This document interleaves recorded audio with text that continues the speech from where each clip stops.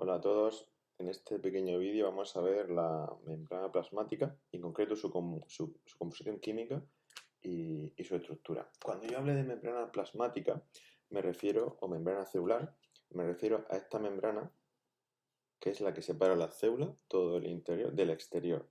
Aunque la estructura que vamos a estudiar de esta membrana se puede aplicar a todas las membranas del orgánulo interno, proteogolgi, retículo endoplasmático, mitocondrias, plastocilos uvieras, las vesículas internas, todas esas estructuras que están hechas de membrana tienen la estructura, valga la redundancia, de lo que vamos a explicar, que es esa bicapa de fosfolípidos de la que ya hemos hablado muchas veces.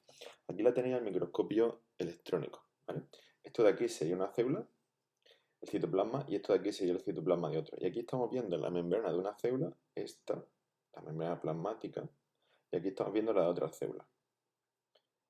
Es microscopio electrónico de transmisión, dos dimensiones, y si nos fijamos un poquito, vemos como si esta membrana tuviese dos pequeñas líneas. Una línea va por aquí y la otra un poquito más hacia adentro. Podemos apreciar la bicapa fosfolipídica. Estáis viendo una línea blanca, más o menos blanca, en esta zona, en esta membrana, y otra línea blanca justo por el centro de esta membrana. Sería esta zona de aquí, ¿vale? Esta zona que separa una bicapa de fosfolípidos de la otra. Bueno, vamos a empezar con la estructura de nuestro libro. Como dice aquí, la membrana plasmática, ¿se ve? Sí. La membrana plasmática, o membrana celular, o membrana citoplasmática, o también a veces le llaman plasmalema, nosotros aprendemos membrana plasmática o membrana citoplasmática. Representa el límite entre el medio extracelular y el intracelular. No se puede ver al microscopio electrónico, pero sí con el microscopio, o sea, con el microscopio óptico, perdón, no se puede ver, pero sí con el microscopio electrónico de transmisión, el de dos dimensiones. Vamos a ver la composición química. Mirad, tenéis que aprender que puede estar formada por tres tipos de moléculas, y os las he puesto aquí. Por un lado, los lípidos, que pueden ser o saponificables o insaponificables. Fosfolípidos y esfingolípidos en los saponificables, ya lo estudiamos, y esteroles en los insaponificables. En concreto, el colesterol en células tipo animal y otros esteroles en las células tipo vegetal. Cuando hablo de células tipo animal, me refiero a las células que tenemos los que pertenecemos al reino animal, o que tienen los protozoos del protostista, o que tienen los hongos. La segunda molécula que puede estar formando una membrana son las proteínas, y ya veremos que la mayoría son globulares. Pueden ser intrínsecas o integrales o extrínsecas, según donde se encuentren. Y la tercera molécula van a ser los glúcidos, en concreto oligosacáridos, la mayoría de ellos, combinados con unidos a proteínas o unidos a lípidos, formando glicoproteínas o glicolípidos. Este es el esquema de los tres tipos de moléculas que puede haber en una membrana: lípidos, proteínas y glúcidos. Los ácidos nucleicos no los vamos a encontrar. Vamos con los lípidos. A ver, aquí. Las membranas biológicas de todas las células eucariotas están compuestas por tres tipos de lípidos, los que he puesto en este esquema de aquí. ¿Vale? Fosfolípidos, esfingolípidos y esteroles, entre ellos el colesterol. Todos van a tener carácter anfipático. Cuando se encuentran en un medio acuoso se orientan formando micelas esféricas o bicapas fosfolipídicas. Esto es lo que me interesa, que van a formar parte de una bicapa lipídica. Y para eso hay que ser, como dice aquí, tienen que tener carácter anfipático. Se distribuye la membrana de forma asimétrica y heterogénea. ¿Qué significa asimétrica? Y diré, pero se están formando dos bicapas. Pues, y parece simétrico, sí, pero mira, por aquí arriba, por ejemplo, puede haber fosfoglicéridos y aquí abajo esfingolípidos. O sea, no hay lo mismo aquí que aquí. O aquí puede haber en un momento concreto muchos fosfolípidos con ácidos grasos insaturados y aquí saturados. O sea, lo mismo, este no es igual que este. Tienen la estructura de la cabeza y las dos colas, pero no tienen por qué ser lo mismo a un lado y a otro. Por eso me dice que se pueden distribuir de forma asimétrica y heterogénea.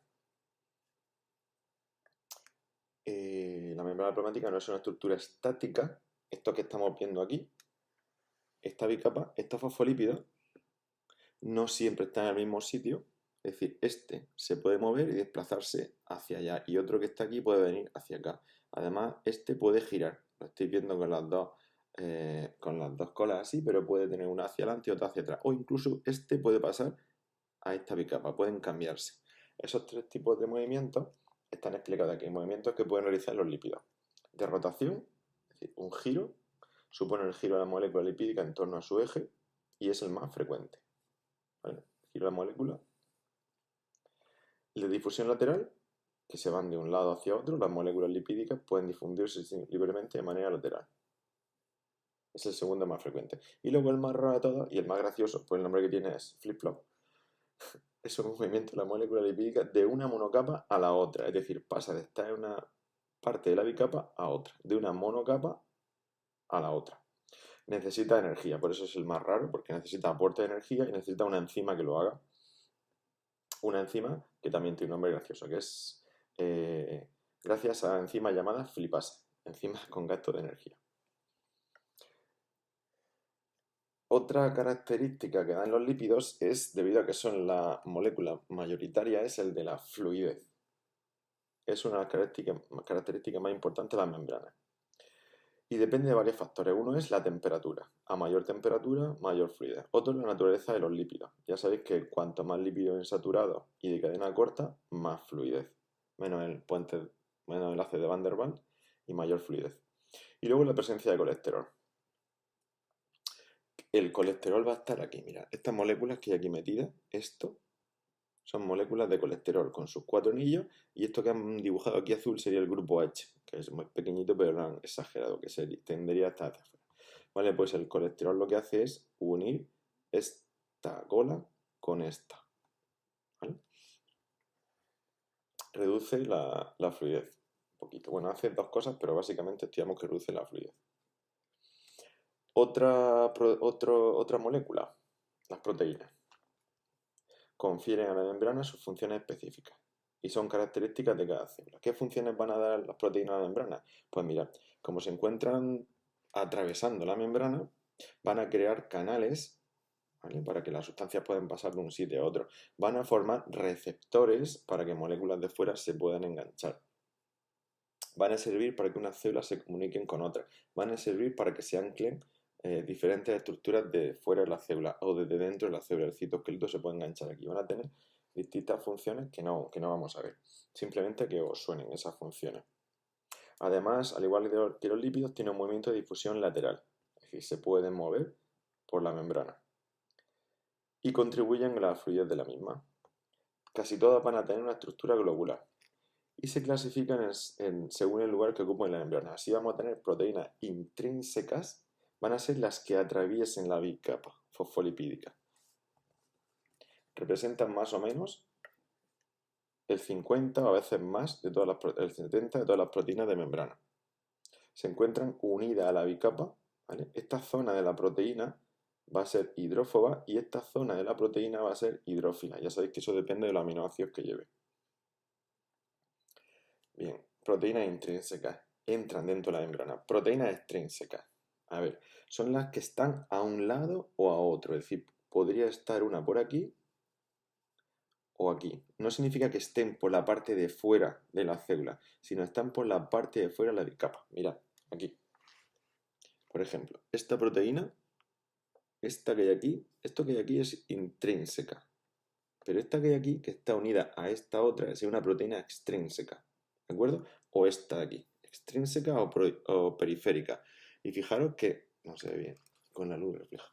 Fijaros que esto es el interior de la célula y esto es el exterior. Así que extrínseca no significa que esté fuera de la célula, significa que no está dentro de la bicapa fosfolipídica, sino que está a un lado o a otro. Volvemos aquí. Así que mis proteínas extrínsecas las voy a tener a un lado de la membrana o a otro. Pueden estar o fuera de la célula, adentro, pero fuera de la bicapa, repito. Y van a estar unidas débilmente o a los lípidos o a otras proteínas. Por ejemplo, aquí he dibujado una que está unida a otra proteína. Esta sería una proteína intrínseca, ¿de acuerdo? Aquí han dibujado esta zona azul como si fuese una proteína, otra proteína, pero es que la verdad es que da la sensación de que está A mí este dibujo no me gusta porque está todo esto, es un péptido, pero en principio y el fin. Entonces esto no sería una proteína. Una proteína extrínseca sería esta, unida a otra proteína, o bien esta. Como dice aquí, no atraviesan la bicapa y están situadas tanto en el exterior como en el interior de la célula. Se hallan unidas a los lípidos de la bicapa, por ejemplo esta, mediante enlaces covalentes, o a las proteínas intrínsecas mediante enlaces de hidrógeno. Esto, aquí representado enlaces de hidrógeno. ¿De acuerdo? Vale, pues ya tenemos las proteínas, que recordamos que pueden ser globulares, son globulares la mayoría, intrínsecas o extrínsecas. Y vamos con los glúcidos, que la mayoría van a ser oligosacáridos. Y los tenemos aquí, en la página, no lo he dicho que estamos en la página 141, 140 y 141. Bueno, representados en su mayoría por oligosacáridos, unidos covalentemente, ¿se ve bien? Sí. A los dominios extracelulares. ¿Qué significa? Que solo van a estar en la parte externa de la célula. Es decir, si me vengo aquí, tengo mi bicapa fosfolipídica, ¿veis? Fosfolípidos a ambos lados. Proteínas atravesando y a un lado y a otro. Pero los glúcidos solo se encuentran en la parte de la membrana que da al exterior celular. ¿Veis? Cara externa, cara interna. Yo aquí he puesto citoplasma. Este es el interior de la célula y este es el exterior. Os recuerdo, o sea, os lo digo otra vez, que no se os olvide, los glúcidos solo están en la parte externa de la membrana plasmática, en la que mira al exterior de la célula. Aquí tenéis otra representación. Todas estas estructuras con circulitos, en realidad son hexágonos, pentágonos, pequeñitos, me está representando oligosacáridos, o bien unidos a proteínas, o bien unidos a lípidos. Este está unido a la cabeza de un lípido, de un fosfolípido, este está unido a una proteína, este está unido a un fosfolípido, ¿de acuerdo? Y fijaos que juntos me crean una especie, parece un jardín de glúcidos. Los glúcidos son muy hidrófilos, es decir, pegados a ellos va a haber agua. Así que me crean una especie de gelatina en la parte externa de la célula. Aquí lo he puesto. Es decir, esta sería la membrana celular, esto que he dibujado, y por fuera, esta zona más oscurilla que he dibujado, sería la mezcla de glúcido y agua. Sería como una gelatina, como un gel. A eso es a lo que voy a llamar glucocálix. Vamos a subrayarlo. La mayoría oligosacáridos unidos coherentemente a dominios extracelulares, es decir, a zonas extracelulares de proteínas y lípidos, formando glico o glucoproteínas y glico o glucolípidos, como queréis llamarlo. Su distribución es asimétrica, solo se localizan en la cara externa de la membrana plasmática de la célula eucariota. Constituyen la cubierta celular o glicocálix o gluco. La I se puede cambiar por U. Glicocálix o glucocálix. Y aquí vienen las funciones de glicocálix, que son las mismas que las funciones de los glúcidos. Si os preguntan cuáles son las funciones de los glúcidos en la membrana plasmática, estas. ¿Cuáles son las funciones del glucocálix en la membrana plasmática? Estas, porque el glucocálix o glicocálix es el conjunto de glúcidos. ¿De acuerdo? Vale, vamos a verla. Protege la superficie de las células de posibles lesiones. Recordad que esta zona de aquí, que rodea la célula, es como una capa de gelatina que rodea la célula, como he dicho antes, así que está protegiendo la célula, la protege de la deshidratación, la protege de golpe. Se relaciona con las moléculas de la matriz extracelular. Mirad, la matriz extracelular, os he hecho aquí un dibujito, imaginad 4 células, estas cositas que sobresalen son subglúcidos. Bien, pues este conjunto de fibras, junto a agua y otras moléculas que hay fuera de la célula, forman la matriz extracelular. Aquí la he representado con estas líneas azules, o con esta especie de plumas de color verde. Todo eso serían proteínas de la matriz extracelular. Y las células se unen a esa matriz extracelular gracias al glucocálix. Muchas de estas fibras son colágeno, elastina, como ya vimos en las funciones de las proteínas. Esos ejemplos de proteínas. Perdón, que me cargo la cámara. Vale. Se relaciona con las moléculas de la matriz. Así las células se unen a esa matriz. Confiere viscosidad a la superficie celular. Tener una superficie como de gelatina va a hacer que sea más viscosa y les ayuda al desplazamiento, al deslizamiento de las células. Como por ejemplo las células sanguíneas, los glóbulos rojos pueden desplazarse por los vasos sanguíneos y chocar con la superficie y proteger la superficie gracias a ese glucocálix. O a veces cuando tienen que deslizarse entre una célula y otra, ese glucocálix o glicocálix le ayuda a adherirse, por ejemplo, a los glóbulos blancos cuando tienen que salir de los vasos sanguíneos. Luego también presenta propiedades inmunitarias. Los glúcidos constituyentes del glucocálix, o de los glicocálix, de los eritrocitos, de los glóbulos rojos, representan a los antígenos característicos del grupo sanguíneo. ¿Qué quiere decir? ¿Acordáis cuando yo decía que estaba el grupo sanguíneo A, el grupo sanguíneo B, el AB, el 0? A ver, que se vea aquí. Bien. Pues, ¿qué significa que es del grupo A?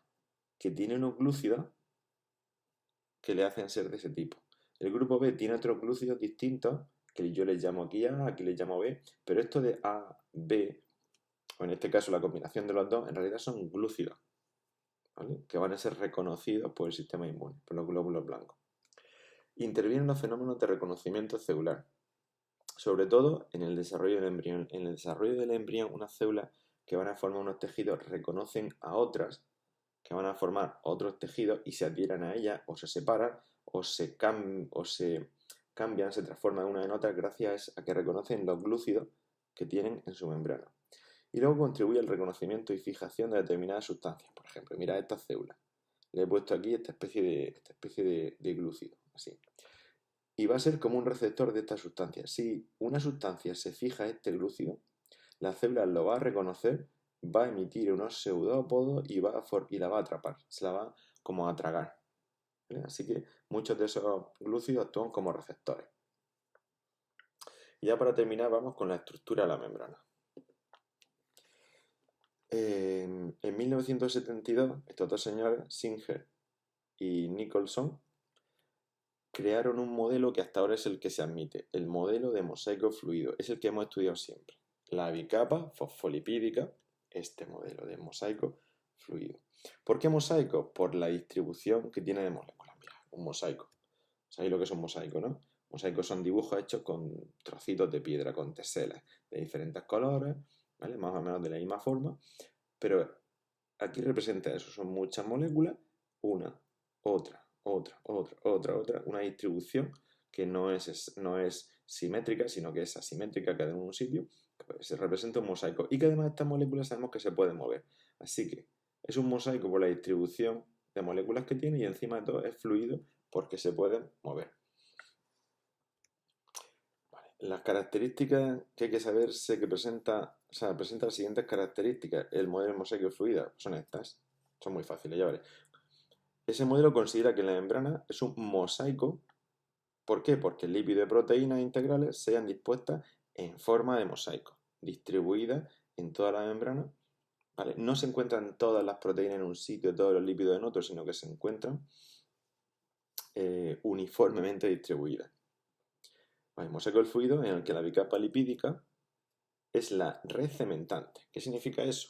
Pues que estas proteínas el cemento que lo une todo son estos fosfolípidos. Estas proteínas se anclan en los fosfolípidos. Los glúcidos se anclan en los fosfolípidos y los que se anclan en las proteínas porque las proteínas están ancladas a la bicapa fosfolipídica. Sería como el cemento que lo une todo. Vale, pues la bicapa lipídica o fosfolipídica, ¿por qué dice solamente lipídica? Porque tiene también colesterol, ¿de acuerdo? O tiene moléculas de fingolípidos que no tienen fosfolípidos, pero básicamente podríamos decir que si decís fosfolipídica, bicapa fosfolipídica, no lo estáis diciendo mal, lo estáis diciendo bien. Vale, es la red cementante y las proteínas están embebidas en ella, dentro de ella, o pegadas a ella, interaccionando unas con otras y a su vez con los lípidos. Tanto proteínas como lípidos se desplazan lateralmente. Esto ya lo hemos visto.